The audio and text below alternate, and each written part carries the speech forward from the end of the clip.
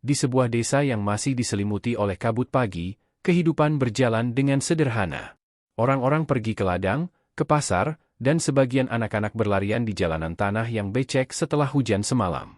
Namun, di balik ketenangan itu, sebuah ketegangan sedang membara, menunggu waktu yang tepat untuk meledak. Nama Siti Nurbaya, seorang perempuan cantik yang sejak dulu dikenal karena kecerdasan dan hatinya yang lembut, kini kembali ramai dibicarakan. Bukan karena kisah cintanya yang melegenda, melainkan karena ia diam-diam mempelajari sebuah ilmu tua yang jarang sekali dimiliki oleh kaum perempuan, ajian lampah lumpuh, sebuah jurus sakti yang konon mampu melumpuhkan lawan hanya dengan sentuhan dan tatapan tajam. Tidak banyak yang tahu dari siapa Siti Nurbaya belajar ajian tersebut, tapi kabar angin menyebutkan ia sempat berguru ke seorang pertapa tua di kaki Gunung Marapi. Sementara itu, di sudut desa lain, nama Rawing Debus semakin harum, atau mungkin lebih tepatnya menyeramkan. Rawing bukanlah lelaki sembarangan. Ia adalah pendekar jalanan yang terkenal kebal senjata karena menguasai ajian Brajasewu, sebuah kekuatan debus kuno yang membuat tubuhnya tak mempan ditembus oleh senjata tajam ataupun api. Banyak orang yang sudah mencoba mengalahkannya, tapi selalu berakhir dengan kekalahan memalukan. Tidak sedikit yang pulang dengan tubuh babak belur, bahkan ada yang kehilangan nyawa. Rawing Debus makin congkak, merasa dirinya tidak terkalahkan. Dimanapun ia muncul, orang-orang memilih menyingkir, enggan berurusan dengan keangkuhannya. Konflik mulai muncul ketika Rawing Debus mendengar kabar tentang Siti Nurbaya yang konon menguasai ajian lampah lumpuh. Rawing, yang selama ini selalu merasa dirinya paling sakti, tiba-tiba panas hati. Bagaimana mungkin ada seorang perempuan yang berani menguasai ilmu sehebat itu? Baginya, dunia persilatan hanyalah milik laki-laki, apalagi ilmu tingkat tinggi seperti itu. Perempuan itu harus diberi pelajaran. Supaya tahu di mana tempatnya, begitu Rawing menggeram kepada para pengikutnya. Maka dengan angkuh, Rawing mengumumkan tantangan terbuka kepada Siti Nurbaya, mengajaknya bertarung di alun-alun desa saat malam purnama. Kabar itu cepat menyebar ke seluruh pelosok. Orang-orang desa, dari yang muda sampai yang tua, gempar mendengar akan adanya duel dua tokoh sakti ini. Sebagian merasa takut karena bisa saja pertempuran mereka menimbulkan malapetaka. Namun sebagian lain justru penasaran, ingin menyaksikan adu kekuatan yang jarang sekali terjadi. Siti Nurbaya itu memang berani, tapi apa dia sanggup menghadapi Rawing yang kebal senjata itu, bisik beberapa warga di pasar. Yang lain membalas, jangan remehkan dia. Ajian lampah lumpuh bukan sembarangan. Sekali tatap, lawan bisa kehilangan tenaga. Malam itu, di rumah kayu peninggalan orang tuanya, Siti Nurbaya duduk termenung di hadapan lampu minyak. Tatapannya kosong, tapi dalam hatinya ada badai yang bergejolak. Ia tahu tantangan Rawing bukan sekadar adu ilmu, melainkan juga bentuk penghinaan. Rawing ingin merendahkan dirinya, seakan perempuan tak pantas menguasai ilmu tinggi. Siti menarik napas panjang, lalu mengingat pesan gurunya di kaki Gunung Marapi, "Anakku, ajian ini bukan untuk kesombongan. Gunakan hanya untuk membela kebenaran, dan jangan sekali-kali kau pakai demi balas dendam." Kata-kata itu terus bergema di telinganya. Maka meski hatinya berat, ia tahu bahwa menerima tantangan itu bukan untuk membuktikan dirinya semata, melainkan juga menjaga harga diri, terutama bagi semua perempuan yang sering dianggap lemah. Hari-hari menuju duel menjadi penuh ketegangan. Desa itu seakan menahan napas. Orang-orang mulai bertaruh, siapa yang akan menang. Ada yang yakin Rawing tidak terkalahkan karena tubuhnya kebal. Ada pula yang percaya Siti Nurbaya mampu membalik keadaan dengan kecerdasannya. Bahkan ada yang bilang duel ini akan mengubah sejarah dunia persilatan. Malam purnama pun tiba. Bulan bulat sempurna menggantung di langit, menyinari alun-alun desa yang dipenuhi ratusan pasang mata. Api obor berderet di sekitar arena, menambah suasana mencekam.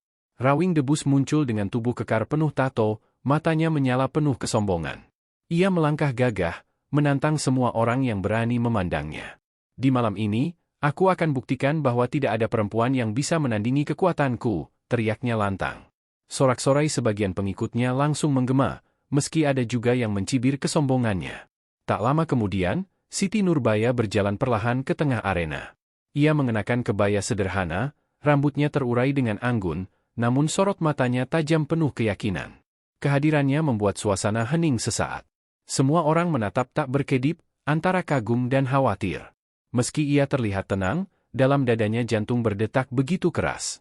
Tapi ia berpegang pada niatnya, melawan bukan karena dendam, melainkan demi kehormatan dan kebenaran. Kedua sosok itu kini saling berhadapan. Hening mencekam, hanya terdengar desiran angin malam dan suara api obor yang berderak. Rawing melangkah maju, tubuhnya memancarkan aura panas, lalu berkata dengan suara penuh ejekan, "Perempuan, kau seharusnya duduk di dapur, bukan berdiri di hadapanku. Aku akan tunjukkan bahwa tempatmu bukan di arena ini." Namun Siti Nurbaya hanya tersenyum tipis. Dengan suara lembut tapi penuh keyakinan, ia menjawab, "Kekuatan sejati bukan untuk merendahkan orang lain, Rawing. Jika kau benar sakti, buktikan dengan kehormatan, bukan kesombongan." Kata-kata itu membuat Rawing semakin tersulut amarah. Ia mengaum seperti binatang buas, lalu bersiap memulai pertarungan. Sementara itu, Siti Nurbaya berdiri tegak, mulai merapalkan doa-doa yang diajarkan gurunya. Inilah awal dari duel besar yang akan menggetarkan desa, duel yang akan menentukan siapa yang benar-benar layak disebut sebagai pendekar sejati. Pertarungan antara Siti Nurbaya dan Rawing Debus di tanah lapang desa itu menjadi buah bibir semua orang. Malam itu, bulan purnama bersinar terang seakan ikut menyaksikan pertarungan dua kekuatan besar yang saling menguji takdir. Orang-orang berbondong-bondong datang dari kampung sekitar, membawa obor. Bahkan ada yang sengaja menggelar tikar di pinggiran sawah agar bisa melihat jelas siapa yang akan keluar sebagai pemenang. Di tengah keramaian itu, ada rasa takut, ada rasa penasaran, namun lebih banyak rasa kagum pada keberanian Siti Nurbaya yang seorang perempuan muda namun berani menantang Rawing Debus, lelaki sakti dengan tubuh besar dan wajah penuh bekas luka. Rawing berdiri tegak, tubuhnya bagai gunung yang menjulang, urat-urat tangannya menonjol. Ia tertawa keras, suaranya menggelegar seperti petir, membuat anak-anak kecil ketakutan dan bersembunyi di balik punggung orang tua mereka. "Hahaha, perempuan, kau pikir dengan wajah cantikmu dan dengan ajian lampah lumpuh itu bisa mengalahkanku? Aku Rawing Debus. Aku pemilik ajian Brajasewu, kekuatan besi yang tak terkalahkan. Pisau tak bisa melukaiku, api tak bisa membakarku, bahkan peluru sekalipun hanya akan memantul dari tubuhku," teriaknya sambil memukulkan dadanya dengan kepalan tangan. Suara pukulannya begitu keras seakan dadanya benar-benar terbuat dari baja. Siti Nurbaya tidak gentar. Ia melangkah pelan, wajahnya tenang meski sorot matanya tajam bak pisau. Rambut hitam panjangnya tergerai tertiup angin malam. "Rawing, kesombonganmu akan menjerumuskanmu sendiri. Aku tidak bertarung untuk diriku. Aku bertarung untuk membela rakyat yang kau tindas dengan kekejamanmu. Ajian lampah lumpuh ini bukan hanya warisan leluhur, tapi doa orang-orang yang tertindas, doa anak yatim yang kau sakiti, doa ibu-ibu yang kehilangan anaknya karena keserakahanmu. Malam ini, aku pastikan kesombonganmu runtuh." Suaranya lantang, membuat penonton bersorak memberi semangat. Rawing hanya tertawa lagi, lalu tanpa basa-basi ia menjejakkan kaki ke tanah dengan keras. Boom, tanah bergetar, debu mengepul ke udara. Dengan sigap, ia mengangkat sebuah batu besar seukuran kepala kerbau dan melemparkannya ke arah Siti Nurbaya. Batu itu meluncur deras, memecah angin. Penonton menjerit. Namun Siti Nurbaya hanya mengangkat tangannya, membisikkan mantera ajian lampah lumpuh. Seketika, batu besar itu berhenti di udara, melayang, lalu jatuh pelan ke tanah tanpa daya. Semua mata terbelalak. Ajian lampah lumpuh, ajian yang mampu melumpuhkan tenaga lawan, bahkan benda seberat apapun kehilangan kekuatannya, bisik seorang kakek tua saksi mata yang paham ilmu kanuragan. Orang-orang semakin bersorak, mengagumi kesaktian Siti Nurbaya. Rawing mendengus, wajahnya berubah marah. Ia mencabut sebilah golok besar dari pinggangnya, golok itu sudah meminum banyak darah orang-orang tak bersalah. Dengan lantang ia berteriak, "Lihatlah! Inilah golok yang bahkan bisa membelah batu gunung. Tidak ada ajian yang bisa menahan Brajasewuku." Ia pun menghantamkan golok itu ke tubuhnya sendiri. Klang, suara besi beradu dengan kulit. Namun bukannya terluka, golok itu malah bengkok. Penonton bergemuruh kaget. Benar kata Rawing, tubuhnya seolah besi, kebal terhadap senjata. "Sekarang giliranmu merasakan kemarahan Brajasewu," teriaknya. Dengan kecepatan yang luar biasa untuk tubuh sebesar itu, Rawing melompat ke arah Siti Nurbaya. Golok besar di tangannya menyambar seperti kilat, angin tajamnya membuat dedaunan terpotong sebelum bilahnya benar-benar sampai. Siti Nurbaya mundur selangkah, tubuhnya melayang ringan seperti kapas. Ia menepuk tangan ke depan, mantera lampah lumpuh kembali dibacakan. Begitu golok Rawing hampir menyentuh tubuhnya, tiba-tiba lengan Rawing terasa berat. Gerakannya melambat, seolah ada beban ribuan kilo yang mengikatnya. Golok itu terlepas, jatuh ke tanah tanpa daya. Rawing terhuyung, wajahnya merah padam, urat lehernya menegang karena melawan kekuatan gaib yang melumpuhkannya. Penonton bersorak lagi. "Hidup Siti Nurbaya! Hidup Lampah Lumpuh!" teriak mereka. Tapi Rawing tidak tinggal diam. Dengan sisa tenaganya, ia duduk bersila, menutup mata, mengucapkan mantera ajian Brajasewu tingkat tinggi. Tubuhnya mulai memancarkan cahaya merah, kulitnya berkilau seolah dibalut baja panas. Tanah di sekitarnya retak, dan suhu udara meningkat drastis. Anak-anak kecil menangis ketakutan, orang-orang mulai mundur menjauh. Siti Nurbaya menyadari bahaya besar di depan mata. Ajian Lampah Lumpuh memang kuat, tapi jika Rawing benar-benar mengeluarkan puncak ilmu Brajasewu, bisa jadi desa ini akan hancur lebur. Ia menggenggam tangannya erat, menutup mata sejenak, mengingat wajah ibunya, mengingat jeritan rakyat, mengingat sumpahnya untuk tidak membiarkan kejahatan menang. Air matanya menetes, bukan karena takut, melainkan karena tekadnya yang semakin bulat. Ia pun membuka mata dengan tatapan penuh cahaya. Suaranya menggema saat ia berseru, "Wahai leluhur, wahai guru-guru yang telah mendidikku, berikan aku kekuatan. Biarlah Lampah Lumpuh ini menjadi tameng rakyatku, menjadi benteng terakhir melawan kesombongan Rawing." Tubuhnya pun bersinar cahaya biru, lembut namun kuat. Kedua ajian itu kini bertabrakan. Merah menyala dari tubuh Rawing, biru bercahaya dari tubuh Siti Nurbaya. Angin berhembus kencang, membuat pepohonan tumbang. Obor-obor padam, hanya cahaya dari tubuh dua pendekar itu yang menerangi malam. Ledakan demi ledakan terdengar ketika energi keduanya saling bentur. Orang-orang terlempar ke belakang, ada yang jatuh pingsan karena tak kuat menahan aura pertarungan. Rawing meraung, "Tidak mungkin seorang perempuan sepertimu bisa menandingi Brajasewuku. Aku Rawing Debus. Aku tidak bisa dikalahkan." Namun Siti Nurbaya menjawab dengan tenang meski keringatnya bercucuran, "Kesombonganmu membuatmu buta, Rawing. Kau memang kuat, tapi kekuatanmu berasal dari keserakahan. Kekuatan sejati datang dari hati yang tulus, dari doa orang-orang yang percaya padamu. Dan aku punya itu. Kau tidak."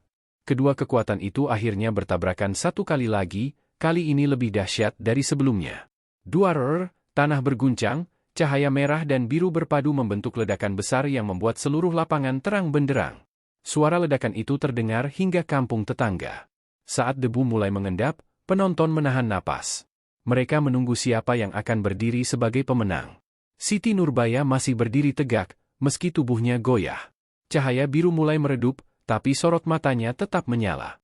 Sementara Rawing terkapar di tanah, tubuhnya berdarah, kulitnya yang kebal kini retak-retak seperti besi berkarat. Ia berusaha bangkit, namun kedua kakinya lumpuh, benar-benar lumpuh karena Lampah Lumpuh telah menembus inti tenaganya. Orang-orang berteriak histeris, "Siti Nurbaya menang! Rawing kalah!" Mereka berlari ke lapangan, sebagian menangis lega, sebagian memeluk satu sama lain. Rasa takut yang selama ini mencekam kini berubah menjadi harapan baru. Namun Rawing masih menatap Siti Nurbaya dengan mata penuh dendam. "Ini belum selesai, perempuan. Aku akan kembali," katanya terbatas sebelum akhirnya pingsan. Siti Nurbaya hanya menatapnya, lalu berkata lirih, "Tidak, Rawing. Kau sudah kalah. Semoga kau sadar sebelum semuanya terlambat." Benturan energi ajian masih mengguncang malam itu, langit bagai terbelah dua, di satu sisi ada sinar putih yang terpancar dari tubuh Siti Nurbaya dengan ajian Lampah Lumpuh yang begitu kuat, sementara di sisi lain ada aura merah menyala dari tubuh Rawing Debus dengan ajian Brajasewu yang ganas dan penuh murka. Desa yang tadinya ramai kini sunyi, hanya suara dentuman dan desir angin kencang yang terdengar. Warga desa sembunyi di balik pintu rumah, menutup jendela rapat-rapat, berdoa dengan suara bergetar agar bencana itu cepat berakhir. Rawing Debus tertawa keras, darah menetes dari bibirnya, namun matanya masih penuh kebencian. "Hahaha. Siti Nurbaya, kau pikir bisa menumbangkan aku dengan kekuatan lemah itu? Ajian Brajasewu tak pernah kalah? Bahkan dewa sekalipun akan tunduk di hadapannya," teriaknya dengan suara lantang, membuat tanah di sekitarnya bergetar. Siti Nurbaya menggenggam kedua tangannya, wajahnya pucat namun sorot matanya tak gentar. Ia tahu pertarungan ini bukan hanya soal dirinya, tapi juga soal masa depan desa dan orang-orang yang dicintainya. Ia menarik napas panjang, melafalkan doa-doa yang diajarkan oleh gurunya di masa lalu. Dalam sekejap, cahaya putih dari tubuh Siti Nurbaya semakin terang, menerangi seluruh lapangan desa. Para warga yang sembunyi mulai mengintip dari celah jendela, mata mereka membesar penuh harapan, seolah cahaya itu memberi mereka keyakinan bahwa kebenaran akan menang. Rawing Debus yang melihat itu semakin marah, ia melompat tinggi, tubuhnya berputar dengan kecepatan luar biasa, lalu menghantam tanah dengan ajian pamungkas. "Brajasewu jagat!" teriaknya. Dentuman besar terdengar, tanah retak, pohon tumbang, dan beberapa rumah roboh terkena hantaman energinya. Siti Nurbaya hampir terlempar jauh, tubuhnya bergetar hebat, darah segar keluar dari sudut bibirnya. Tapi ia tidak mau menyerah, ia berdiri dengan tertatih, lalu dengan suara bergetar ia mengucapkan mantra terakhir, "Lampah lumpuh sejatinya bukan untuk membunuh, tapi untuk menghentikan kezaliman." Dalam sekejap, cahaya putih meledak lebih besar, membentuk semacam perisai raksasa yang menahan serangan rawing debus. Energi keduanya bertubrukan di udara, menimbulkan badai besar yang membuat seluruh desa terang benderang seakan siang hari. Warga desa mulai berlari keluar, mereka tak tahan hanya berdiam diri. Mereka bersorak memberi semangat pada Siti Nurbaya, "Bertahan, Siti! Kami percaya padamu!" teriak mereka dengan suara serempak. Suara dukungan itu membuat hati Siti Nurbaya semakin kuat. Ia mengalirkan semua energi terakhir dalam tubuhnya, membuat cahaya putih itu semakin membesar, sementara rawing debus mulai tampak goyah. Aura merahnya melemah, tubuhnya bergetar hebat, wajahnya penuh keputusasaan. "Tidak, tidak mungkin aku kalah oleh perempuan lemah sepertimu," teriak rawing debus dengan suara serak. Namun semakin ia memaksakan diri, semakin tubuhnya terasa tersedot oleh kekuatan lampah lumpuh. Ajian Brajasewu yang selama ini membuatnya angkuh justru berbalik menghancurkan dirinya sendiri. Tubuhnya mulai terbakar dari dalam, matanya memerah, dan akhirnya ia menjerit kesakitan. "Arghah!" Dalam sekejap, rawing debus roboh ke tanah, tubuhnya terbakar oleh energi yang ia ciptakan sendiri. Warga desa terdiam, beberapa menutup mata tak tega melihat akhir yang begitu tragis. Siti Nurbaya yang masih berdiri terhuyung, perlahan menurunkan tangannya, lalu jatuh terduduk di tanah, kelelahan luar biasa. Napasnya tersengal, namun senyum kecil tersungging di bibirnya. Ia tahu semua sudah berakhir. Seorang anak kecil berlari menghampirinya, memeluknya erat sambil menangis. "Kak Siti, kau sudah menyelamatkan kami, kau pahlawan kami." Air mata Siti Nurbaya menetes, ia membelai kepala anak itu. "Tidak, aku bukan pahlawan, aku hanya seorang manusia yang tak ingin melihat kezaliman merajalela." Warga desa kemudian berkumpul, mereka menangis, bersujud, dan berterima kasih atas keberanian Siti Nurbaya. Malam itu menjadi saksi bahwa kebenaran dan keikhlasan akan selalu mengalahkan keserakahan. Namun, sebelum menghembuskan napas terakhirnya, rawing debus sempat berkata lirih dengan suara yang hampir tak terdengar, aku salah, andai aku tidak terbutakan oleh nafsu." Lalu tubuhnya lenyap menjadi abu yang terbawa angin malam. Sejak saat itu, nama Siti Nurbaya selalu dikenang oleh seluruh desa, bahkan kisahnya menyebar ke berbagai penjuru negeri. Anak-anak mendengarkan cerita tentang keberaniannya, dan para orang tua selalu mengingatkan bahwa kesombongan akan berakhir dengan kehancuran, sedangkan ketulusan akan selalu melahirkan kemenangan. Di bawah cahaya bulan, warga desa bersama-sama membangun kembali rumah mereka yang roboh.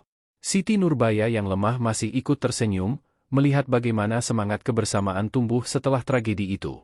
Dalam hatinya ia berdoa, semoga generasi mendatang belajar dari peristiwa ini. Malam itu, bintang-bintang bersinar terang, seakan ikut merayakan kemenangan kebenaran atas kezaliman.